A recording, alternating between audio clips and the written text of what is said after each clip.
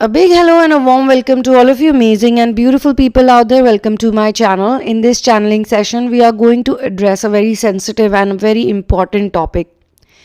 This is so important for so many people to know that you might not even believe it. I read a lot of comments on this channel, and some of the comments make me very sad because they have mentioned things about their partners or people they have been considering. They think that this is my twin flame or this is my true love. But those people are so attached to this person or the tag that you have given to that person of twin flame without even understanding what twin flame journey is all about, without even understanding that people who are showing violence to you, and I mean physical violence to you, people who are showing physical violence to you or ill-treating you in such a way that either you're going through emotional breakdown, either you're getting mental anxiety or stress constantly, or to my shock, I have even read words like I was getting trafficked by my twin flame, I was getting raped by my twin flame, I was getting beaten up by my twin flame. I have read these type of things. And people have poured out very angry messages, very long messages. So don't think that I don't check those messages. I usually check most messages, but I cannot reply to every single message. And sometimes I've also come across people who are the abusers. Some of them abuse me also.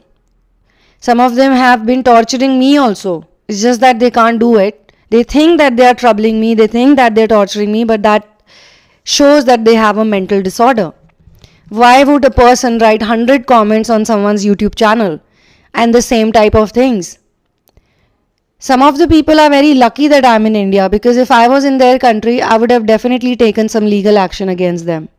So come to think of it, if these type of people exist in this community, both ways, there are overprivileged people who think that everybody is their slave, they are thankless, they don't have any gratitude. And there are people who are so innocent and so naive that immediately after they give the tag of twin flame or divine counterpart to someone, they truly lose practicality. And who has told you that everybody's twin flame is supposed to be some divine being? We are saying first you need to understand what is a twin flame. And then you need to understand what is twin flame ascension.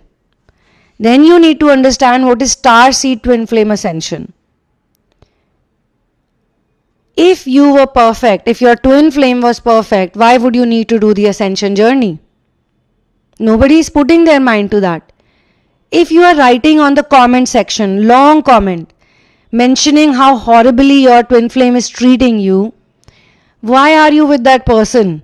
If he is or she is trafficking you to someone else, making money out of you, getting you sexually assaulted or abused, how can that person be healthy for you? And how do you know that this person is your twin flame? Just because you went online, heard some videos who mentioned and highlighted romance to the core in such a way that some people don't know.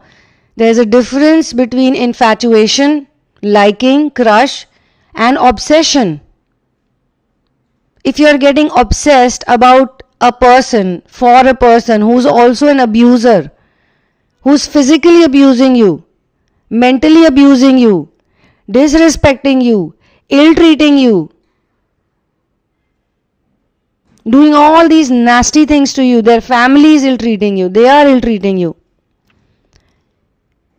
And if you still choose to be in that situation and then complain about it on YouTube to random person, tell me how will it solve your situation?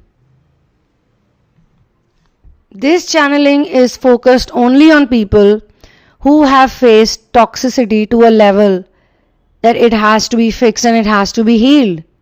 You cannot ignore garbage. If inside your living room a bucket full of rotting garbage is kept, how can you ignore it? How many perfume sprays are you going to put on it? How many things are you going to cover it with? It is garbage, it is stinking, and it is rotting. It needs to go out. It needs to be thrown. It needs to be burned. It needs to be buried. Something has to be done about this garbage. And just throwing it outside doesn't help. You need to dispose it of. And when we speak about words like garbage and disposing of, we don't want to look at the person, specific people. We want to look at the energy. You need to heal that energy. First of all, you need to become strong enough, extremely strong, to cut yourself out of situations where you are not respected. And for that, you don't have to argue with people. You don't have to debate with those people. You just have to take some bold moves. You don't have to announce it everywhere. You just have to make some very strong steps in that direction that create a better energy around you. And if you're living in a place where you are very clean and there's garbage everywhere, everybody else is garbage, then it's high time that you move out from there. If you're not going to move out, universe will create a situation where you will be forced to move out. You can mentally separate yourself from the garbage and you can create a new reality. You don't have to go through torture every day just because you want love. Most of the people here are programmed to believe in the type of love which is like a barter system, like a business. You give me this, I'll give you this. Give and take is going on constantly. That's not even love. And if you are in that business or barter deal, then whose fault it is primarily? But it's very difficult. Sometimes people don't understand that they are in the wrong place at the wrong time. So they go through physical abuse, sexual abuse maybe, mental and emotional abuse.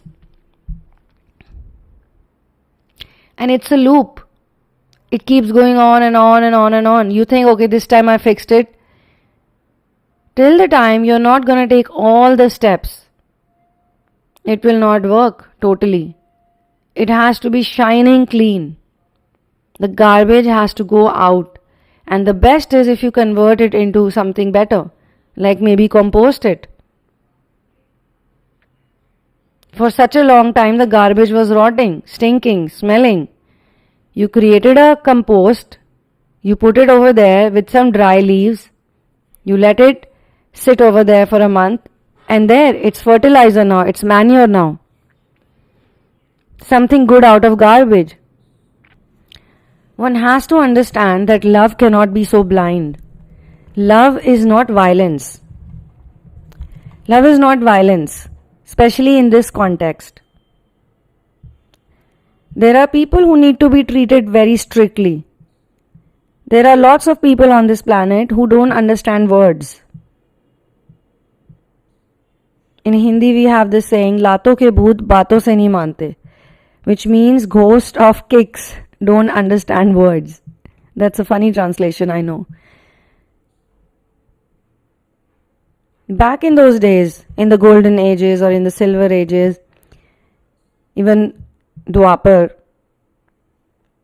there used to be a wonderful education system where in all gurukuls children were given first mindfulness practice. They were taught the Vedas, they were taught how to live with animals and how to live with nature, how to grow their own food, how to respect every other being. And once the child, when it was fully knowledgeable and extremely wise and mature, spiritually mature, then they would teach them Astra and Shastra. They would teach them how to fight in the battlefield. They would not only be spiritual warriors, but they would actually be real warriors, just in case a situation arises. Because these are not the type of people who want to create violence everywhere unnecessarily. No. Lord Sri Ram was one of the most peaceful people. Even squirrels used to talk to him. All animals were always surrounded with him, hybrids and animals. He was a very loving person. But he was not a fool. He was very smart. When Ravan kidnapped his wife. Ram did not spare him. In many cases, it so happens that we ourselves are not healed. Maybe in childhood we experience sexual abuse, some kind of assault maybe, or some kind of grooming, sexual grooming was given, or you can say there was an angle of physical abuse. Maybe the parents were too strict. It was such an orthodox family that the father and mother would never show physical intimacy to the child. Because see, children need love. They need hugs. They need kisses. They need someone to hold them. And when a child is given all these loving energies, they form a total energy. I'm not saying we have to now blame the parents, because the parents are a product of their parents and their parents were a product of their parents. It goes in the society. Then there are some people who have a bad destiny. They may be very good people, but in life they go through very bad fate. It is also part of karma and it is also part of their growth. In the long run, because we see very small little areas and gaps, we don't see the whole thing. In the long run, from the bird's eye view perspective, or in kalantar, as we have a word in Sanskrit, kalantar means in time. In time it may be very good for them, but at that point in time they're so upset and low and frustrated that they may not be as nice to you as they can actually be, or you are expecting them to be. So we need to forgive everyone. Literally, in the process, we need to forgive every single person who we loved and they hurt us. It's very hard, I know. There are times when you just can't forgive. There are days when you feel, no, I can't let this go. I am going to take it to my grave. But you're not like other people. If you are in the ascension journey, then you are supposed to act like a different person, an awakened person, a sensible person, a wise person, a spiritually mature person. You need to think that you're not just this body and this illusion. This Maya on this planet is dragging you down into lower dimension, a lower frequency, and creating negative experiences upon negative experiences which are not of your use. You are simply in a loop and you need to get out of that loop. So don't put that label of twin flame or soulmate or divine counterpart. Some people say, my divine counterpart has done this to me, that to me, scammed me for money. How is that person your divine counterpart then? Come on. Even if intuitively you feel that after 10 years or 20 years this person will change, what about the 10-20 years that you still have to live through and do something amazing out of it? Your life is so precious. Think about it. Your life is so precious. You are so precious. You are so special. Every single creation on this planet is so special. And you can't wait for the golden age to happen right away. You have to create your own golden age while you're on this planet. So this channeling is literally a message for all those people who are suffering in the twin flame journey. You need to ask yourself, why are you suffering? Why are you taking it? And for how long will you take it? And what's the easiest, best way to get out of suffering? Either you have to move away properly, if that's the best solution, or you need to tackle the situation properly, make amends, forgive, and then move on. As I was talking about Lord Sri Ram, he was facing a demon. It was not something he could have run away from. Otherwise, I'm sure Sri Ram was such a gentle person, just such a gentle soul, he would have ignored Ravan. He would have said, okay, let it be. I don't want to get into this. Why should I get into this type of energy? Let it be. I'm here to live in the forest with my wife. And there were many other demonic agents who were troubling the yogis, the rishis and the tapasvis who had approached Sri Ram via his guru, Vishwamitra. Sage Vishwamitra had approached King Dashrath, who is the father of Sri Ram, that I need your boy. He needs to come with me to kill these demons. And Dashrath almost fainted. He was like, how can you take my boy for such a big task? I'll come with you and I'll take all my army with you. He said, no, Dashrath, only he can do it. Only he will be the one to do it, and then I will give him more powers, more siddhis, more weapons. I will teach him all of that. I will keep him under my commandership. Don't you worry. You need to give your son to me. Dashrath was not able to do that. He used to be very attached to his son, and that's the reason why he passed away in pain. But he was like, okay, I'll allow you. Eventually he agreed. So whenever Sri Ram killed any demons, destroyed any demonic agents, he would do it under his teacher's request, or you can say order. Masters and very high vibrational teachers, they don't request. They just tell you to do it, and you should do it. Many people who are in ascension, they cannot do what the teacher is asking them to do. They have not surrendered. Because they have not surrendered, because their ego is still there, if the teacher tells them, go, wake up in the morning, they'll not do that. No, I can't. Teacher will say, okay, go and have vegetarian food. No. Teacher says, leave alcohol. And these are simple things. It's not like go and fight with that demon who's like 25 feet tall. No. But the demon is inside of you, and that may be 20 or 25 feet tall. Back in those days, in his time, these demons were physical manifestations because they were so powerful. But they would stay limited in a certain area and they would hunt over there. And yeah, they were cannibals. Some of them were cannibals and some of them would eat even babies, kill the children. And they were open about it.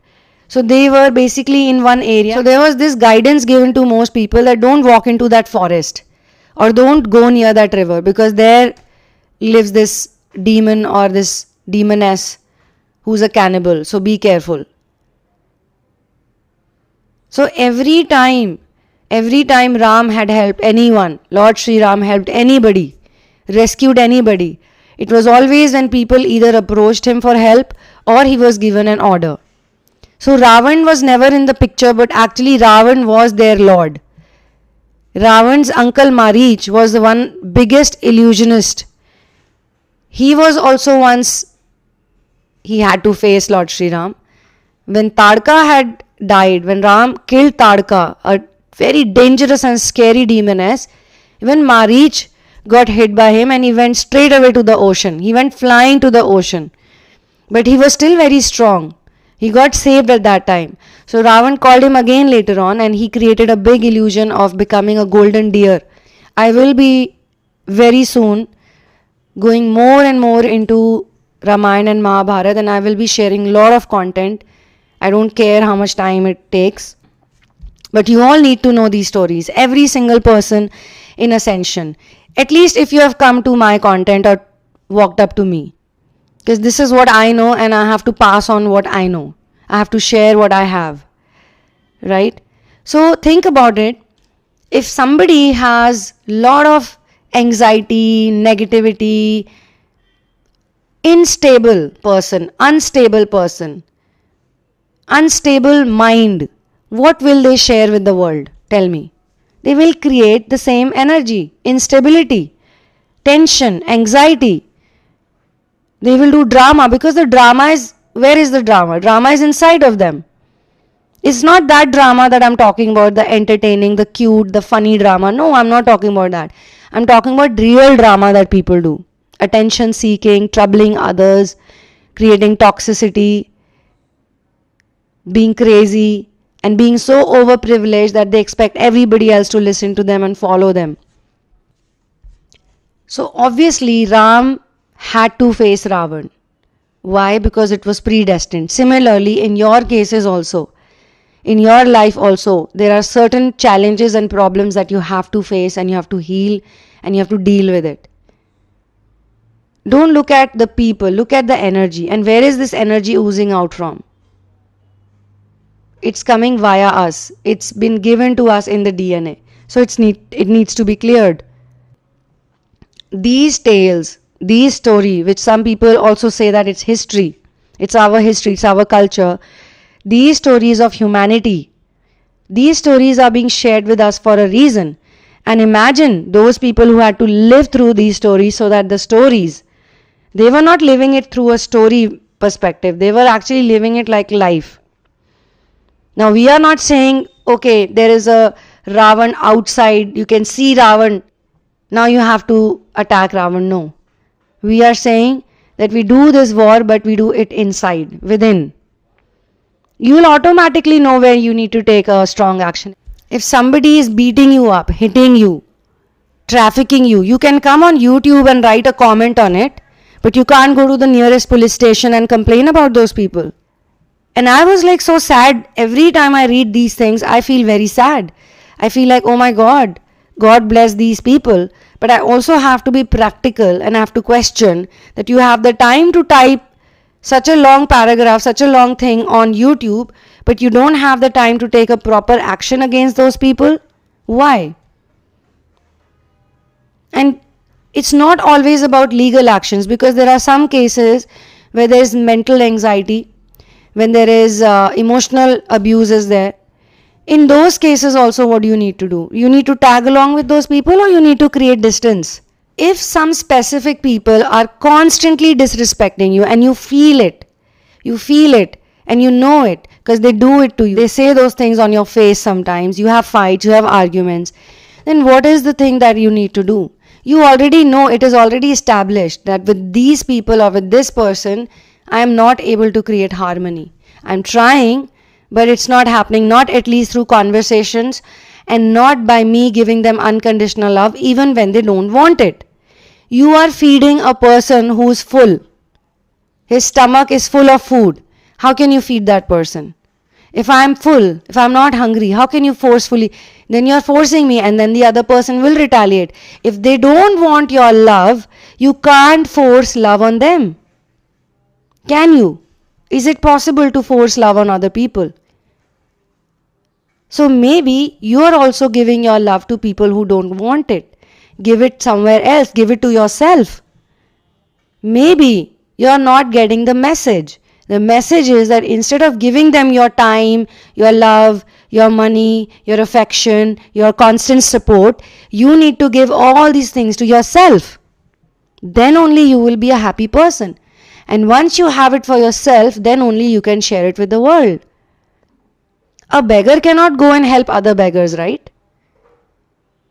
Can they? A beggar cannot provide food and shelter, medicines to his own self, clothing to his own self. How can he give it to others? So first you need to become that energy, that person who can give to others. Only then you can give. So this is where I will close this channeling session. Thank you so much for being here with me. For personal sessions, for therapies, you can write to me at thesunamoon@gmail.com. All the information is given in the description box. You just have to go through it. And once you do it, then you let me know. You can support me on Patreon, and you can get my book In the Name of Love, A Journey of Finding Your Ultimate Soulmate. You must read this book. It's a high vibrational book. You must read it because it's the journey of finding your ultimate soulmate. Just as I always say it, it's a journey that you should know about, and it's a journey that you're also on. So I will see you soon in another one. One love and peace out, and Jai Shri Ram.